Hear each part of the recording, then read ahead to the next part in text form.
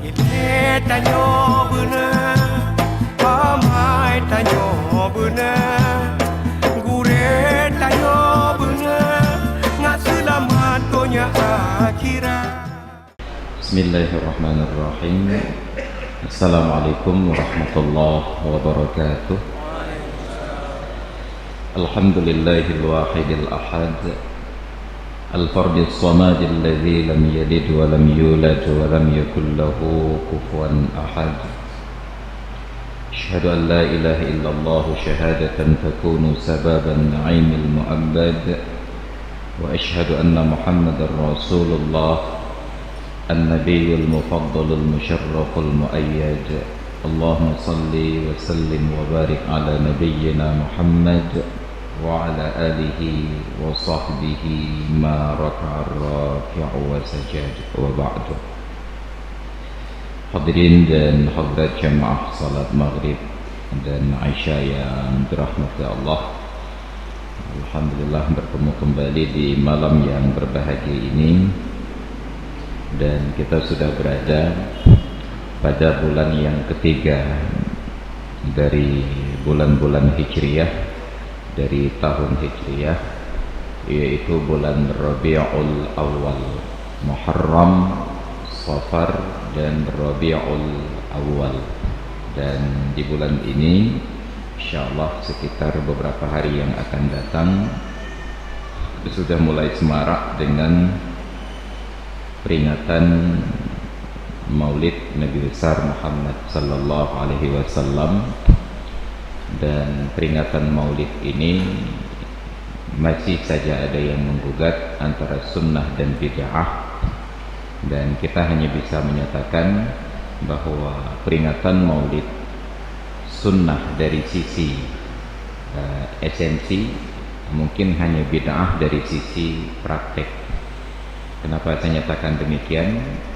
Saya tidak setuju dengan pendapat yang menyatakan bahwa peringatan Maulid itu adalah bid'ah sepenuhnya, karena Rasulullah sallallahu alaihi wasallam juga memperingati Maulid. Dalam hadis sahih riwayat dari Imam Muslim dari sanadnya kepada Abi Qatadah radhiyallahu anhu, ketika beliau bertanya tentang fadilah puasa-puasa sunat pada hari-hari tertentu, pada saat ditanyakan fadilah puasa sunat hari Senin, apa kata Rasulullah? Laka yaumun wulidtu fihi wa unzila alayya fihi au ub'atsu fihi.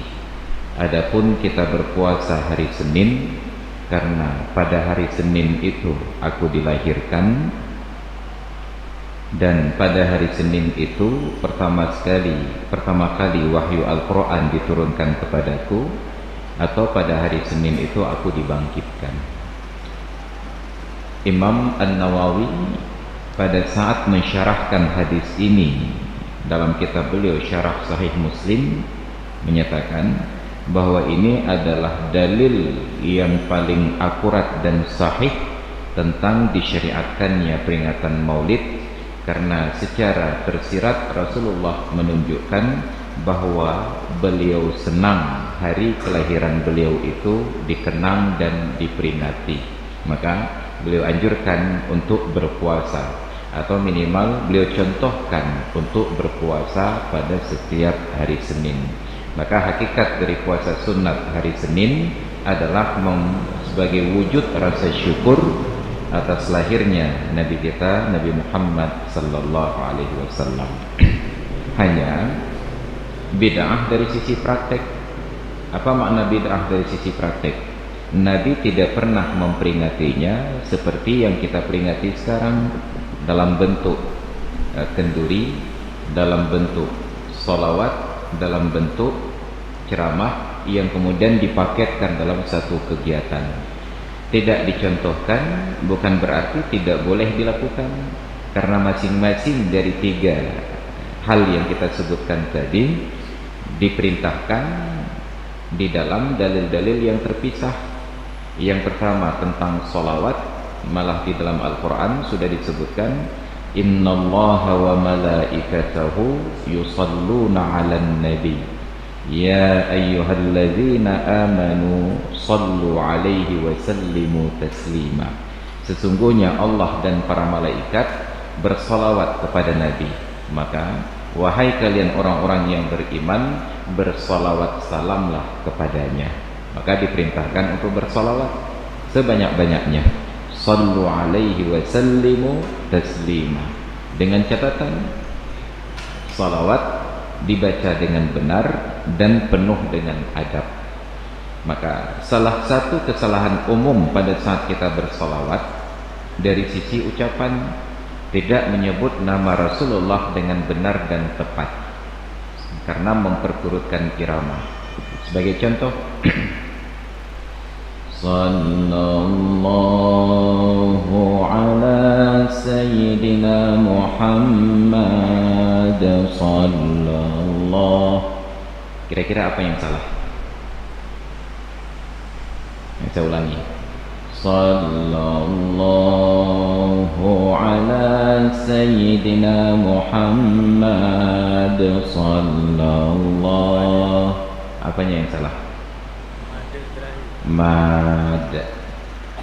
Nama Nabi kita Muhammad, bukan Muhammad. Maka kalau dipanjangkan Muhammad, ketika kelak kita bertemu Rasulullah di akhirat, satu-satunya harapan terakhir kita untuk masuk surga adalah syafaat. Sekurang-kurang syafaat akan diberikan kepada orang yang sering bersolawat. Karena kita merasa sering bersolawat, lalu kita mencari Rasulullah untuk meminta syafaat. Nabi bertanya, siapa kamu? Saya umatmu ya Rasulullah. Ada apa kemari? Saya berharap syafaat ya Rasulullah. Atas dasar apa? Karena saya sering bersolawat kepadamu ya Rasulullah. Mungkin boleh buka daftar catatannya. Tidak terdapat namamu di sini. Tapi ya Rasulullah, saya sering bersolawat. Nah, coba ulangi selawatmu. Sallallahu ala sayyidina Muhammad. Oh, patutlah tidak terdapat dalam catatanku, karena engkau tidak bersalawat kepadaku, engkau bersalawat kepada Muhammad. Maka carilah Muhammad dan mintalah syafaat kepadanya.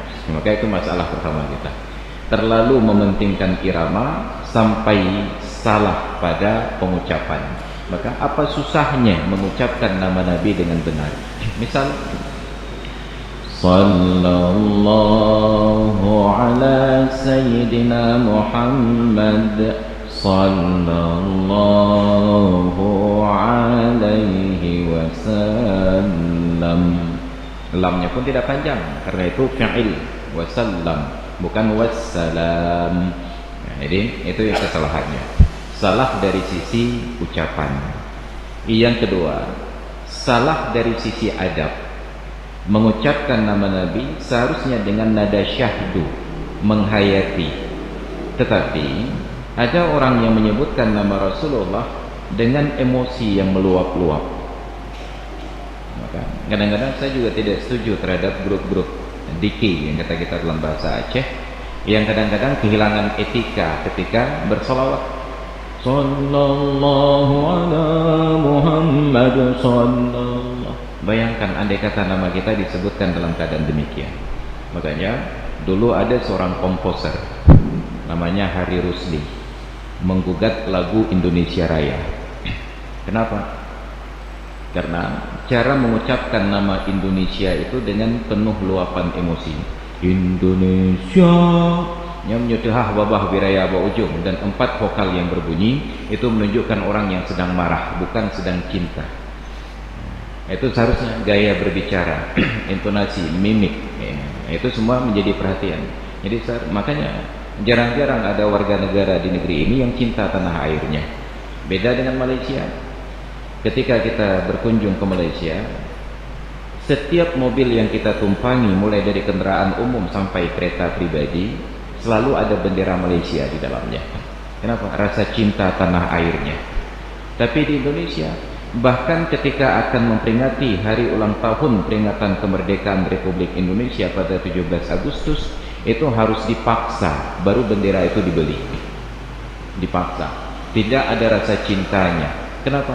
Karena tidak pernah diajarkan untuk mencintai negeri ini, sebab dalam lagu pun dengan luapan emosi Indonesia mohon. Kenapa tidak diubah sedikit intonasinya? Indonesia. Boleh mohlah, boleh pi hati yang didekat. Hanya dia dekat cik mohon. Jadi itu kritikan dari Hari Rusli. Saya berpikir benar juga, karena ada yang salah dari ucapan, karena 3-4 vokal berturut-turut dengan penekanan pada akhir itu sebenarnya lebih kepada orang yang marah daripada orang yang senang. Maka kita kehilangan adab ketika bersolawat dan kita tidak tepat pada saat mengucapkan nama Rasulullah. Itu yang pertama.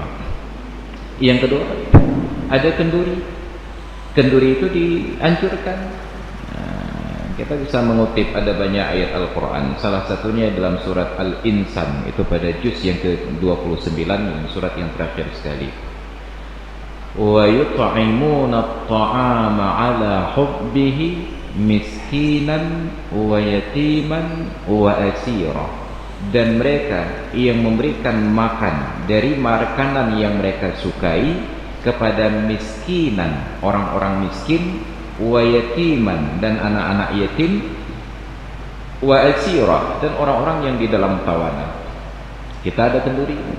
Kenduri dianjurkan. Cuma kadang-kadang kenduri kita salah sasaran. Bukan kadang-kadang, sering kenduri kita salah sasaran. Karena setiap kali kenduri justru yang diundang orang-orang kaya yang tidak sanggup makan. Sedangkan orang-orang miskin yang mau makan luput dari undangan. Itu yang jadi masalah. Maka kenduri kita sekarang benar dari sisi praktek, salah dari sisi tujuan, atau boleh jadi benar tujuannya tetapi salah pada praktek. Makanya dalam hadis yang lain Rasulullah mengingatkan, syarrut ta'ami ta'amul walimati yud'a ilaihal aghniya wa tunha anhal fuqara. Seburuk-buruk makanan adalah hidangan kenduri yang diundang kepadanya orang-orang kaya dan dilarang datang orang-orang yang miskin. Dan sekarang standar kenduri sudah mendekati kondisi demikian. Orang kaya diundang, yang miskin tidak diundang. Walaupun kadang-kadang pertimbangannya benar. Ada kerabat yang jauh kita undang datang kenduri. Ada yang kaya, ada yang miskin. Atas pertimbangan khawatir kalau yang miskin sulit untuk datang karena tidak punya biaya, tidak punya kendaraan, akhirnya tidak diundang.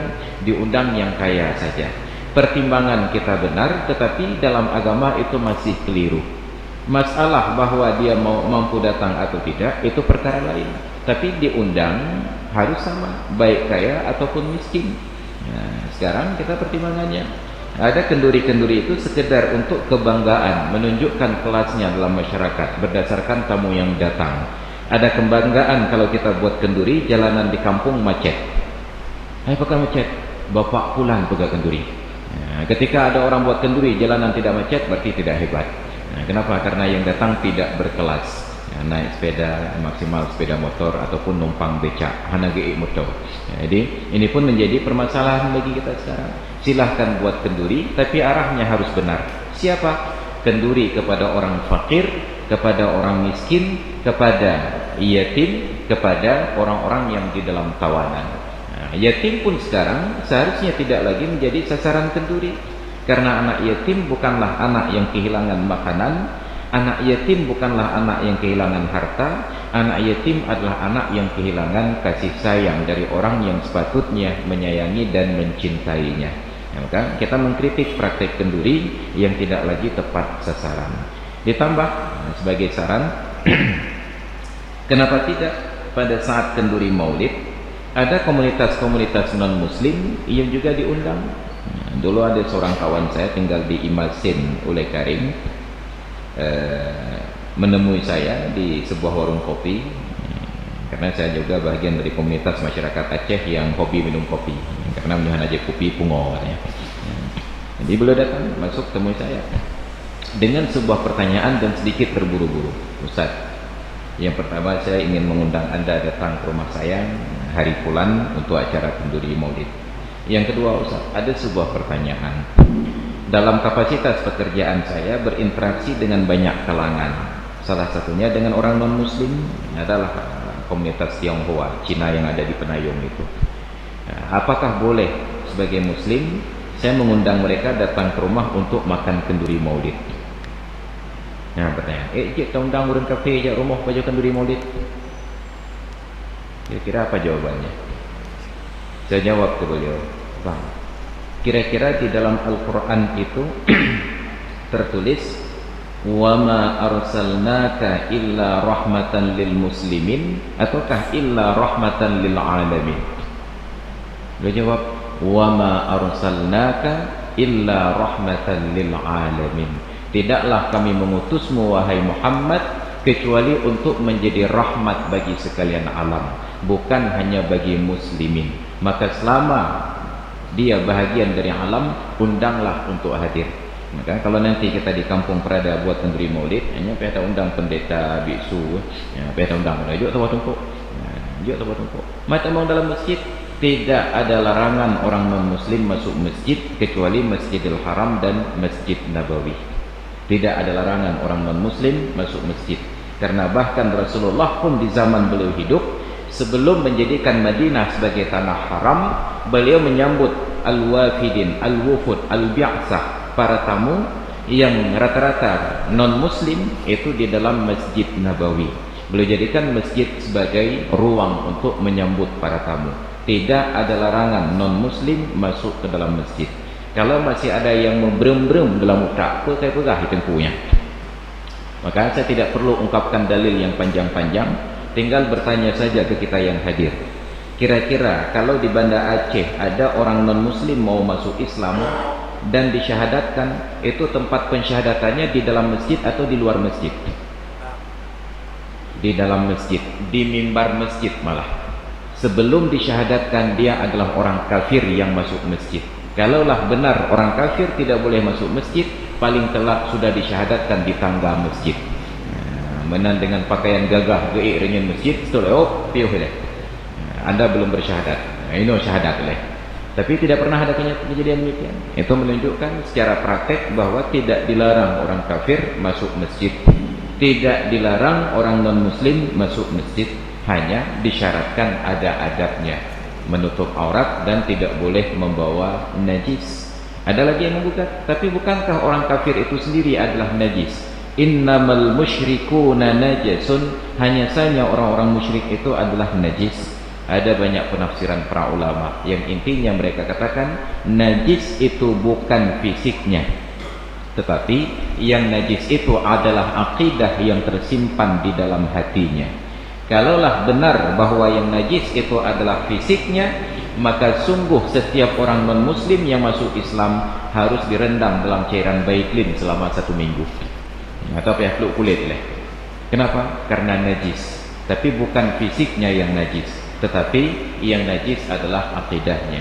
Maka ada banyak riwayat yang Rasulullah makan dari bejana wadah orang kafir. Bahkan ada satu hadis yang sahih yang menyatakan ketika Rasulullah dalam satu perjalanan musafir, beliau ingin berwudu, tidak mendapati air kecuali ada air yang dibawa oleh seorang musyrikah, seorang wanita musyrik di dalam qirbah kulit, bekal yang dibawa dalam perjalanan. Kalau itu bekal yang dibawa dalam perjalanan, maka otomatis dipakai untuk minum, dan kalau diminum itu langsung dari mulut botolnya, seperti ini minumnya. Bismillahirrahmanirrahim. Laginya biji.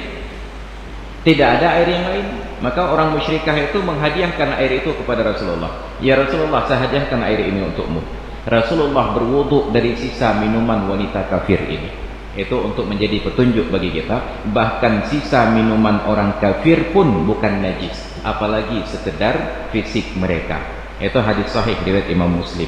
Maka silakan undang orang kafir datang ke rumah, orang non-muslim datang ke rumah untuk makan kenduri maulid. Siapa tahu dengan sekali memenuhi undangan kita pada acara kenduri maulid, mereka kemudian timbul rasa ingin tahu untuk mengenal siapa yang sedang berulang tahun, siapa yang sedang diperingati kelahirannya, dan siapa tahu dia mendapatkan hidayahnya dengan sebab undangan kenduri tersebut. Maka ada yang keliru, selama ini kita kenduri hanya sesama muslim, seolah-olah ayat itu berbunyi wa ma arsalnaka illa rahmatan lil muslimin, padahal wa ma arsalnaka illa rahmatan lil alamin. Maka undanglah orang-orang non-muslim untuk datang pada acara kenduri, baik kenduri kampung ataupun kenduri pribadi di rumah masing-masing. Itu yang kedua. Ada yang salah, kenduri benar tetapi praktiknya keliru. Maka arahkan kenduri kita untuk siapapun. Kemudian bahagian berikutnya dari kenduri ini, sudah ada kesalahan yang terstruktur dan masif katanya. Apa itu?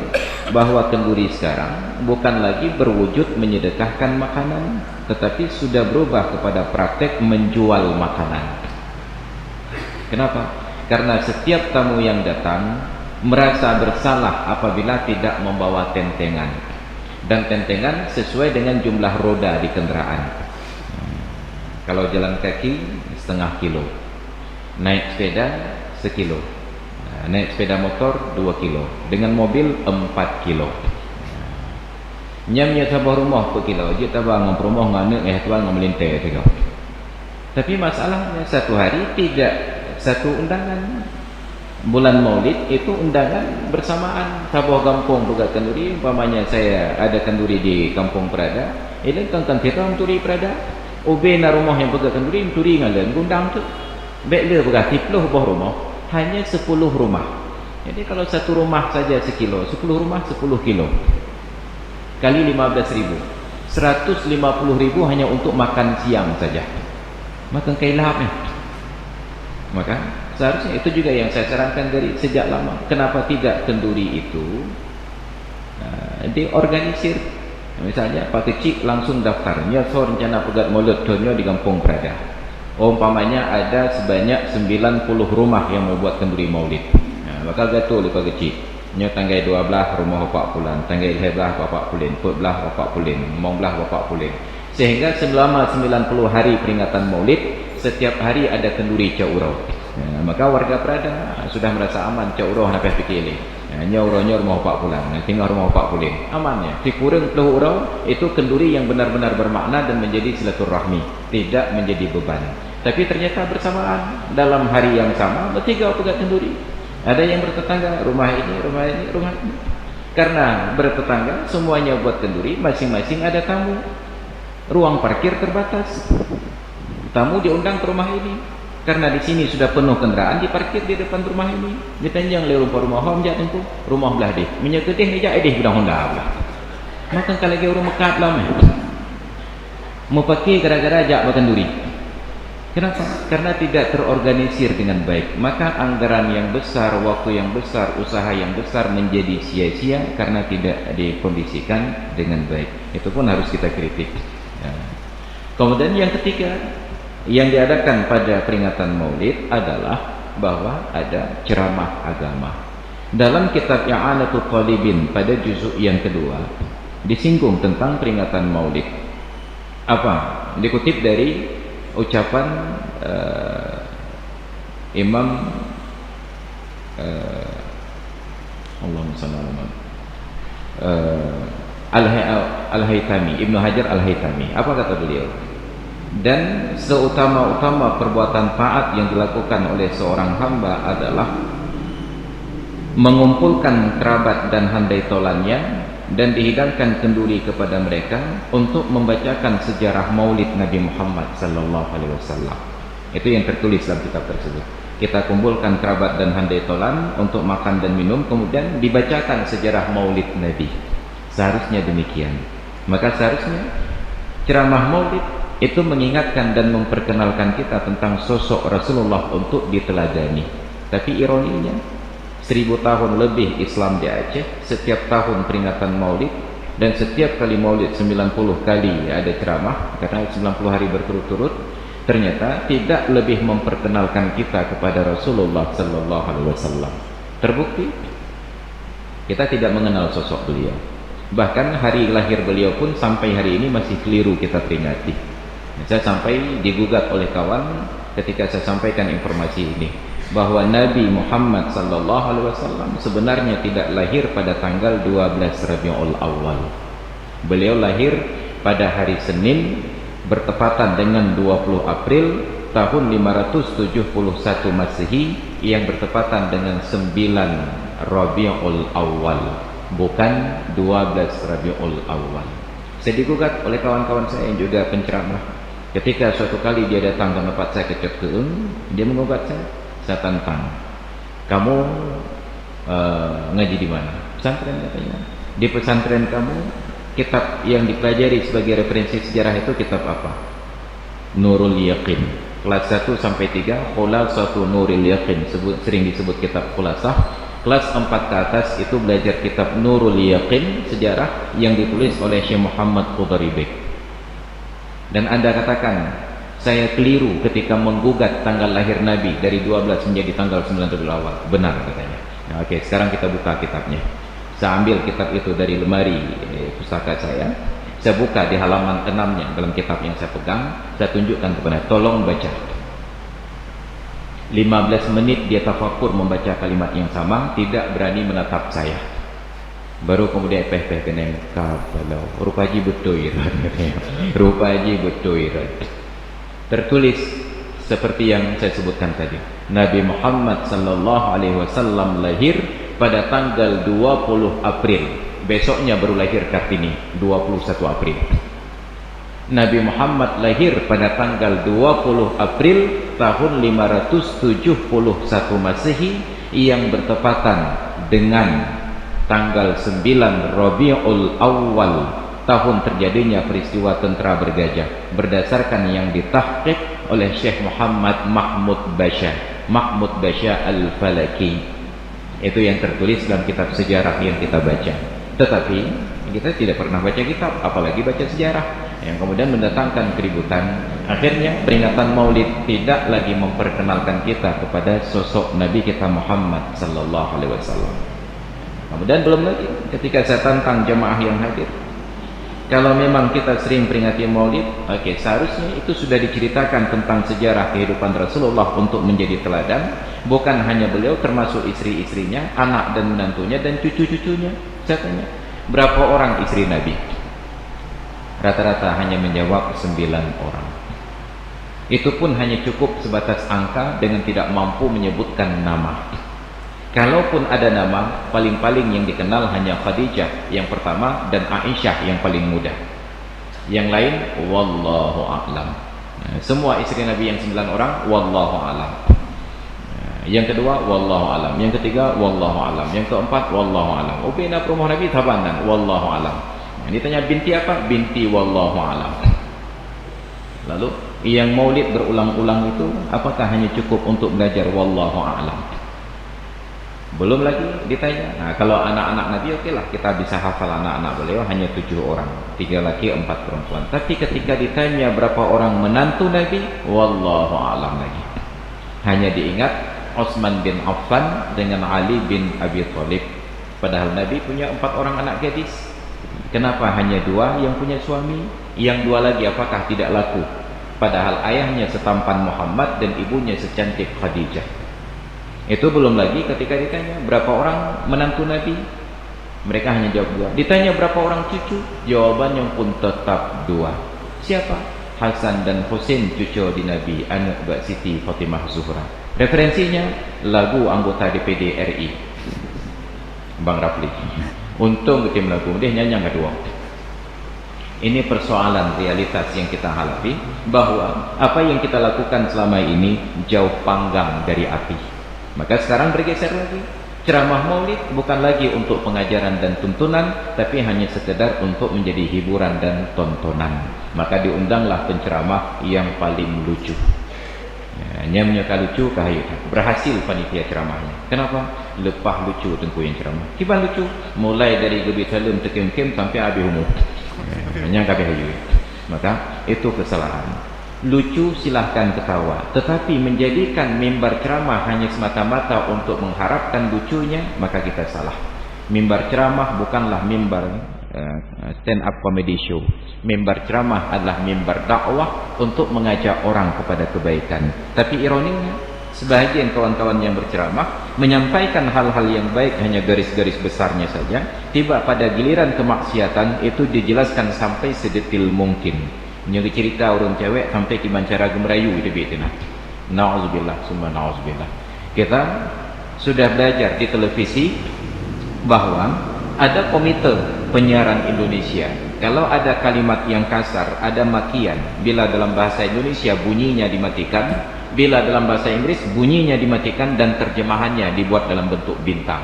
Kenapa? Agar orang yang menonton tidak mendengar kata itu dan tidak membaca tulisannya, sehingga tidak tertanam di dalam pikirannya.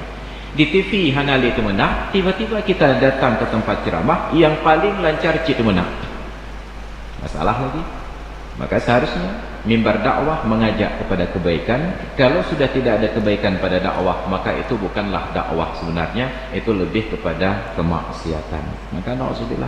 Jadi kalau ada orang katakan bahwa kenduri maulid itu bid'ah, salah. Itu sudah ada dipraktekkan oleh Rasulullah. Cuma Rasulullah mencontohkan maulid dalam bentuk puasa, sedangkan kita memperingati maulid dalam bentuk buka puasa. Nggak masalah, yang penting tepat sasaran. Maka seharusnya kita konsisten. Apa konsistennya? Peringatan maulid benar-benar karena hari lahir Nabi. Nabi tidak bercerita tentang tanggal. Tidak ada satu referensi sejarah yang mengutip bahwa Rasulullah sebutkan kita puasa hari ini karena hari ini 12 Rabiul Awal, atau kita lakukan ibadah hari ini karena hari ini 12 Rabiul Awal.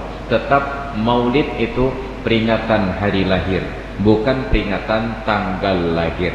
Maka seharusnya yang kita peringati adalah hari Seninnya atau malam Seninnya.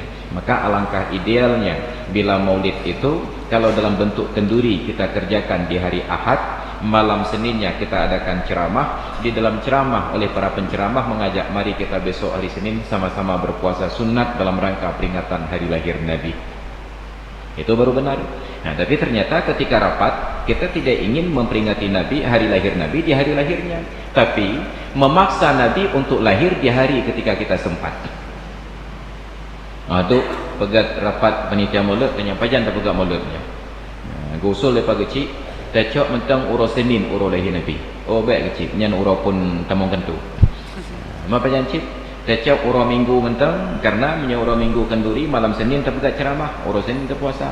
Baik uro minggu bagi bahkan nyanjak acara keluarga ke Pantai. Apa jancip? Uro Sabtu mentang. Bukan uro Sabtu, nya uro Sabtu hantu hojak lah. Tajak terbit anak mentang sekolah. Kata uro Sabtu mentang. Ini sebenarnya ingin membuat peringatan di hari lahir Nabi atau memaksa Nabi lahir di hari kita sempat buat peringatan. Maka itu juga harus menjadi pertimbangan kita. Jangan terlalu egois. Mau kita pegang pun kamu Wahabi dah kan? Tapi itu kebenaran harus disampaikan. Bahwa kemudian kita juga laksanakan pada hari-hari yang lain. Jadi kita berlapang dada saja. Yang penting ada kebaikan padanya. Tapi kalau konsisten ingin memperingati hari lahir Nabi, tetaplah pada hari lahirnya.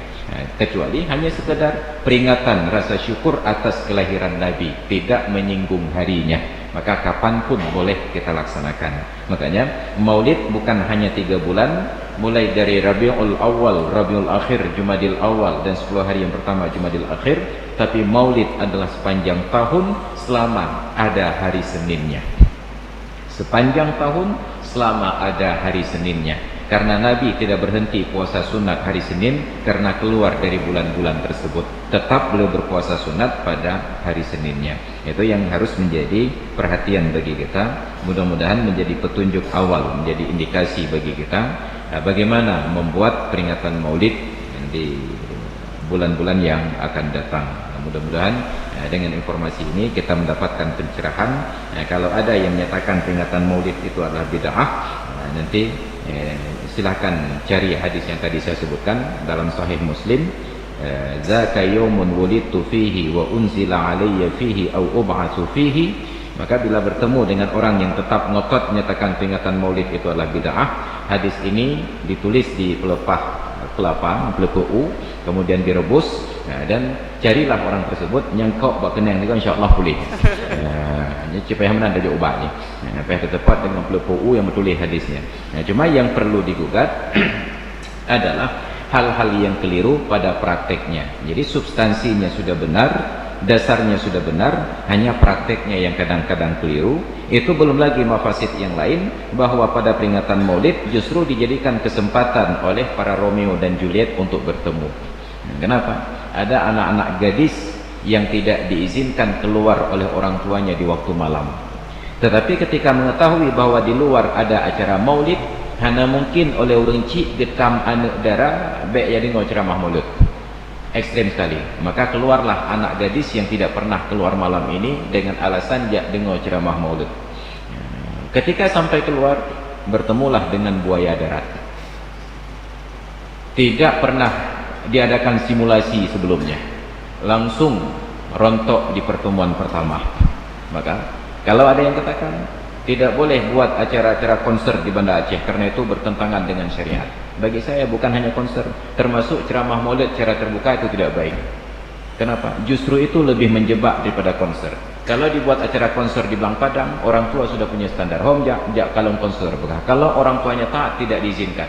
Tapi ketika jak dengar ceramah maulid, langsung diizinkan. Rontok tu. Yaitu ikut konsernya kecil cucu aja bantu mana apa yang tanya ni. Jadi inilah persoalannya. Ada hal-hal yang kadang-kadang ketika kita lihat substansi kita sampaikan apa adanya, seolah-olah kita menentang ceramah, lebih mendukung acara konser. Padahal kita ingin selamatkan generasi. Maka kalau kita inginkan agar pemerintah tidak izinkan konser, seharusnya ceramah umum tanpa pengawasan seperti ini lebih berhak untuk dilarang lagi. Kenapa? Lebih membuka kesempatan orang jahat untuk mencari mangsa yang empuk. Nauzubillah, semua nauzubillah. Makanya yang kita inginkan bukan ceramah jangan diadakan, tetapi orang tua yang anak gadisnya keluar di waktu malam hendaklah diawasi. Mau kemana? Mau dengar ceramah? Oh yuk, mama juga ikut. Mak juga ajak cik. Ya ajak cik. Pakat yang mak tengok. Bukan ceramahnya dihentikan, tapi orang tuanya juga diajak atau orang tuanya ikut mendampingi anak-anak gadisnya pada kegiatan-kegiatan yang demikian berupa. Maka itu realitas hakikat dari peringatan maulid. Jadi karena saya sudah singgung, maka saya jelaskan saja bahwa menantu Nabi 5 orang, bukan 2. Ada Abul As bin Rabi', itu suami dari Zainab binti Muhammad. Abul As bin Rabi', pernikahannya dengan Zainab melahirkan 2 orang cucu untuk Nabi. Yang pertama perempuan Umamah binti Abil As bin Rabi', dan yang kedua laki-laki Adi bin Abil As bin Rabi'. Anak Nabi yang kedua dan ketiga Ruqayyah dan Ummi Kulsum itu nikah masing-masing dengan 2 orang putra Abu Lahab, Aqbah bin Abi Lahab dan Utaibah bin Abi Lahab. Anak Nabi yang nomor 2 Ruqayyah dinikahi oleh anak Abu Lahab yang bernama Aqbah. Anak Nabi yang nomor 3 Ummi Kulsum dinikahi oleh anak Abu Lahab yang lain yang bernama Utaibah. Laki 2 orang bersaudara menikahi perempuan 2 orang bersaudara, sah dalam Islam.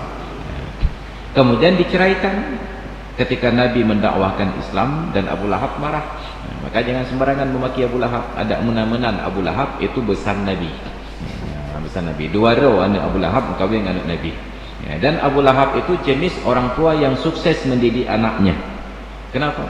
Ketika Rasulullah mendakwahkan Islam, Abu Lahab panggil 2 orang anaknya ini dan katakan, "Ra'si bi ra'saykuma haramun hatta tutalliqa ibnatai Muhammad." Kepala saya ini haram bersentuhan dengan kepala kalian berdua sampai 2 orang putri Muhammad itu kalian ceraikan. Tujuannya untuk menimbulkan sakit hati Nabi karena anak gadisnya diceraikan oleh menantunya. Saking berhasilnya pendidikan Abu Lahab, anaknya disuruh menceraikan istri, dipatuhi oleh anaknya. Nyandung berhasil Abu Lahab. Geyu cerai anak, geyu cerai perumah ba anak geten. Sedangkan kita jangankan menyuruh anak untuk menceraikan istri, disuruh kawin saja enggak mau. Perumah temitai tanya, jiname tersedia tanya, kenduri tertanggung tanya, kacem kawin nanti pulang. Han ya Allah. Anak Abu Lahab, aku minta perumah kera, aku mau kawin kera, jiname kera, bekah ya cerai perumah, cerai. Siapa yang berhasil? Abu Lahab ataukah kita? Abu Lahab jenis orang tua yang berhasil mendidik anaknya dan anaknya sangat patuh. Teruk bertingkat perumah istri. Padahal suami dan istri ini tidak ada masalah, kecuali hanya karena sang suami patuh kepada ayahnya. Ayahnya suruh ceraikan istri, dia ceraikan istri. Maka Abu Lahab jenis orang tua yang berhasil mendidik anak, cuma tidak berhasil masuk Islam. Andai kata Abu Lahab berhasil masuk Islam, Sayyidina Umar kalah. Itu yang terjadi. Diceraikan oleh 2 orang putra Abu Lahab, Allah gantikan untuk 2 orang putri Nabi suami yang lebih baik. Dan itu adalah petunjuk alam. Setiap wanita yang baik diceraikan oleh suaminya tanpa sebab, Allah akan gantikan untuk wanita ini suami yang lebih baik. Setiap suami yang diceraikan, digugat cerai oleh istri tanpa sebab, Allah akan ganti untuk suami ini istri yang lebih baik. Suami yang menceraikan istri tanpa sebab tidak akan pernah mendapatkan istri yang lebih baik. Lebih cantik banyak, yang lebih baik tidak. Demikian pula suami yang digugat cerai oleh istri, dia akan mendapatkan istri yang lebih baik. Istri yang dicerai tanpa sebab oleh suami, Allah akan gantikan untuk istri ini suami-suami yang lebih baik. Maka siapa yang lebih baik? Utsman bin Affan menikahi Ruqayyah binti Muhammad, dan pernikahan itu menghasilkan seorang anak yang bernama Abdullah bin Utsman bin Affan. Tapi meninggal dunia dalam usia kecil, dalam riwayat katanya 2 tahun, karena infeksi matanya dipatok ayam. Tidak sempat berobat karena belum dibagi kartu JKRA. Meninggal dalam usia kecil. Yang ketiga, setelah wafatnya, meninggalnya Ruqayyah ketika Rasulullah sedang dalam perang Badar, maka itu juga menjadi pembelajaran. Ketika Ruqayyah sakit, dibuka pendaftaran perang Badar. Utsman sekalipun istrinya sakit, ngotot ingin berperang, tapi dilarang oleh Rasulullah. 3 kali beliau mendaftar, 3 kali dilarang. Sampai akhirnya ditanya oleh Nabi, kenapa kamu ngotot? Bahkan galak hajam perang. Kata Utsman, ya Rasulullah, karena saya ingin mendapatkan pahala syahid di dalam perang. Apa kata Nabi? Wahai Utsman, engkau duduk di rumah merawat istrimu yang sakit, engkau dapatkan pahala perang tersebut. Engkau duduk di rumahmu merawat istrimu yang sakit, engkau dapatkan pahala syahid tersebut. Maka Islam, tidak pernah ada agama selain Islam yang memuliakan istri seperti Islam memuliakan istri. Maka kalau ada suami-suami yang ingin dapat pahala syahid, tinggal berdoa agar istrinya sakit. Kemik-kemik tentang promoh, dia merumpuk pahala syahid. Itu jadi masalah. Kenyataannya yang terjadi sebaliknya, hanya istri yang setia mendampingi suami yang sakit, jarang-jarang ada suami yang setia mendampingi istri yang sakit. Itu realitas. Maka Islam memberikan contoh. Setelah wafatnya Ruqayyah, Rasulullah selesai dari perang Badar, bertakziah ke rumah Utsman dan bertanya, maukah kawin lagi? Itu juga keteladanan. Seorang mertua melihat menantunya yang laki-laki sudah tidak punya istri, seharusnya bertanya, adakah mau kawin lagi? Tapi sekarang mertua yang sudah meninggal anak gadisnya, menantunya membujang, itu pura-pura tidak tahu. Bahkan ketika menantunya ingin kawin lagi dan hasrat itu disampaikan, jangan pernah coba-coba bersilaturahmi lagi dengan palang pintu gitu pot. Anak setia tagayana kayak mati kalau minta lain. Ini kesalahan. Dalam Islam sepatutnya mertua membantu menantunya ini untuk mencari calon yang lain. Apakah dari kerabatnya sendiri ataukah dari yang lain, supaya silaturahmi tetap berlanjut. Ya, tanpa bantu malah kamu pakai lah. Nyamnya kamu kawin lain baik kagila leringin kaya. Itu jadi masalah. Rasulullah bertanya, apakah engkau ingin kawin lagi? Maka ditawarkanlah untuk menikahi anak beliau yang lain yang bernama Ummi Kulsum. Maka menikahlah dengan Ummi Kulsum. Tidak sempat punya keturunan, Ummi Kulsum meninggal dunia. Yang terakhir, baru Ali menikahi Fatimah, dan pernikahan itu melahirkan 6 orang anak, 3 laki, 3 perempuan. Hasan bin Ali, Husain bin Ali, Muhassin bin Ali, Zainab binti Ali, Ummi Kulsum binti Ali, dan Ruqayyah binti Ali. 6 orang ditambah 1 ditambah 2, 9 orang cucu Nabi. Maka mohon diingat, dicatat. Nanti kalau sekali-kali mengundang penceramah maulid, waktu beliau turun coba ditanya, Ustaz, padumdro cucu Nabi? Oh, 2 dro, Hasan dan Husain. Maka ke depan undang saja Rafli untuk ceramah. Kenapa? Karena referensinya pun diambil dari Rafli. Maka ini persoalan kita. Sekian lama kita peringati maulid, tapi tidak pernah Nabi lebih kita kenal daripada sebelumnya.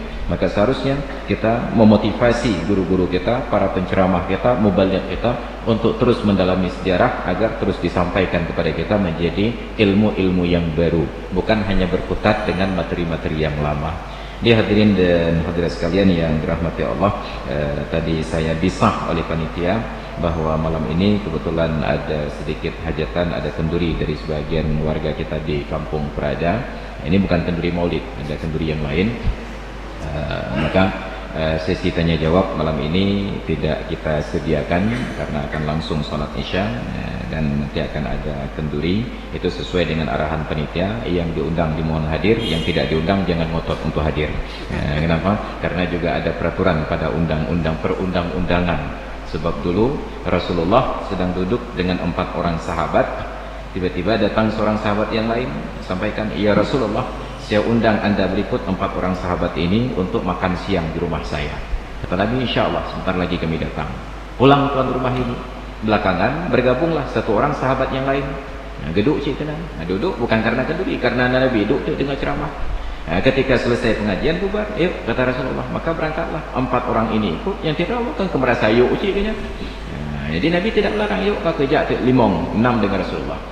Sampai di depan rumah yang dituju, sebelum masuk Nabi ucapkan salam, dijawab salamnya Nabi bertanya, "Wahai tuan rumah, anda tadi mengundang saya dengan 4 orang sahabat ini, tapi sepeninggal anda bergabung kawan kami yang satu lagi ini. Kira-kira boleh kami ajak masuk atau tidak? Kalau boleh kami ajak masuk, kalau tidak kami suruh pulang." Yang cegedi tanya sahabat yang terrotek, "Kan lagi mi keung tu kan?" Mojak ke kena. Tapi itulah adab dalam Islam. Orang yang tidak diundang tidak boleh ngotot untuk datang. Kenapa? Karena kenduri itu ibahah, bukan at-tamlik. Apa makna ibahah? Yang diundang silahkan datang, selama berada di tempat silahkan makan suka-suka hati. Yang tidak boleh dibungkus dibawa pulang. Maka karena itu adalah ibahah, tidak boleh kepada pihak yang diundang karena merasa sudah kenyang, lalu merasa ada jatah, lalu telefon siapa kawan yang belum makan malam. Maka ini ada jatah kenduri, hanya jatah kenduri. Hanya ada undangan kenduri. Bila diundang datang, makan sepuas-puasnya, jangan bawa pulang kecuali diizinkan. Enggak boleh telepon ajak orang lain yang tidak diundang. Bahkan namanya ada pegak menan, hanya musibah rumput kenduri. Karena persiapan tidak memadai. Maka hadirin dan hadirat sekalian yang dirahmati Allah, demikian kajian kita pada malam yang berbahagia ini. Karena sudah berkumandang azan Isya, kita padakan kajian sampai di sini. Wallahu a'lam bis-shawab wa ilaihil marji'un wal ma'ab. A'udzu billahi minasyaitonir rajim. Bismillahirrahmanirrahim. Alhamdulillahi rabbil alamin, wassalatu wassalamu ala sayyidina Muhammad wa ala alihi wa sahbihi ajma'in. اللهم ارزقنا فهم النبيين وحفظ المرسلين وإلهام الملائكة المقربين. اللهم علمنا علما ينفعنا وانفعنا بما علمتنا وزدنا علما وفهما وألحقنا بالصالحين. ربنا اغفر لنا ذنوبنا ولوالدينا وارحمهما كما ربيانا صغارا ولجميع المؤمنين والمؤمنات والمسلمين والمسلمات الأحياء منهم والأموات برحمتك يا أرحم الراحمين. اللهم اجعل جمعنا هذا جمعا مرحوما وتفرقنا من بعده تفرقا معصوما ولا تجعلنا ولا فينا شقيا ولا محروما. ربنا آتنا في الدنيا حسنة وفي الآخرة حسنة وقنا عذاب النار. وصلى الله على سيدنا محمد وعلى آله وصحبه أجمعين والحمد لله رب العالمين. الفاتحة. بسم الله الرحمن الرحيم.